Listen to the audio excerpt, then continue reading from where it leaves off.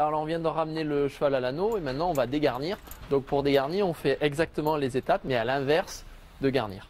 Alors tout d'abord, je vais raccrocher ma jument en lui mettant le licol autour de l'encolure, en prenant toujours garde que la longe soit bien passée dans l'anneau, mais qu'il n'y ait pas de nœud. Si la jument réagit, elle pourrait se faire mal. Ensuite, je vais enlever ma guide gauche et je vais la repasser en sens inverse. Ensuite, je passe de l'autre côté, je viens desserrer ma muserolle. Ensuite, toujours pareil, j'enlève ma guide gauche, je repasse en sens inverse dans la clé de surcou et dans la clé de sellette. Ça va être beaucoup plus facile après pour pouvoir les retirer. Ensuite, je retire la sous-gorge et la bride. Je garde ma bride sur le bras gauche, je repasse le licol à la jument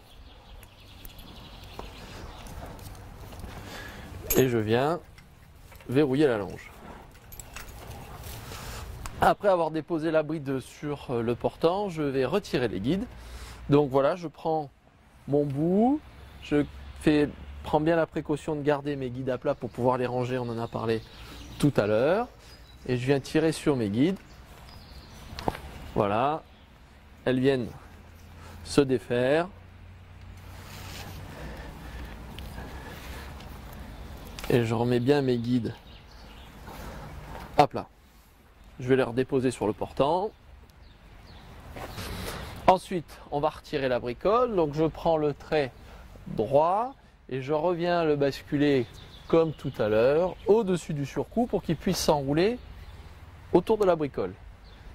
Pareil pour le trait gauche, je l'enlève de dessous la croupière et les barres de fesses et je reviens le disposer autour du surcou pour que ça puisse venir s'enrouler autour de la bricole.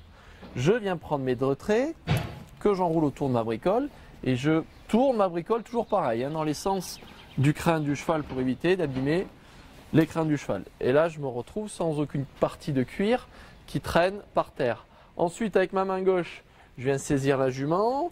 Avec ma main droite, j'enlève le mousqueton et ma main droite vient prendre la bricole et l'ensemble des traits. Je fais glisser la bricole le long de l'encolure et le long du chanfrein. Je viens déposer ma bricole et mes traits dans le creux de mon bras gauche. Pendant ce temps, je n'ai toujours pas lâché ma jument. Et je viens ensuite prendre la longe pour venir raccrocher la jument. Je vais redéposer maintenant la bricole. Alors maintenant, je vais lever la partie reculement et portant. Donc je m'approche de la jument, je la préviens. Voilà, je viens déboucler le culeron. J'hésite pas, toujours pareil comme tout à l'heure, à bien relever la queue.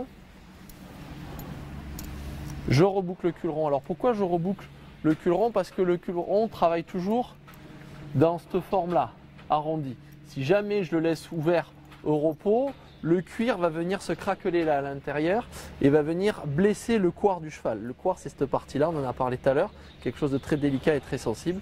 Donc il faut toujours reboucler les culerons afin qu'ils gardent leur forme et que le cuir ne s'abîme pas. Ensuite, je repasse ma queue sous la valoir et je viens remettre la valoir sur mon épaule droite. Je viens prendre avec ma main droite le haut de la sellette et avec ma main gauche, je viens désangler la jument pour pouvoir lui retirer ensuite l'ensemble du harnais de la sellette. Bon, très bien, voilà, nous venons de voir comment garnir, dégarnir, atteler et dételer un cheval à la voiture.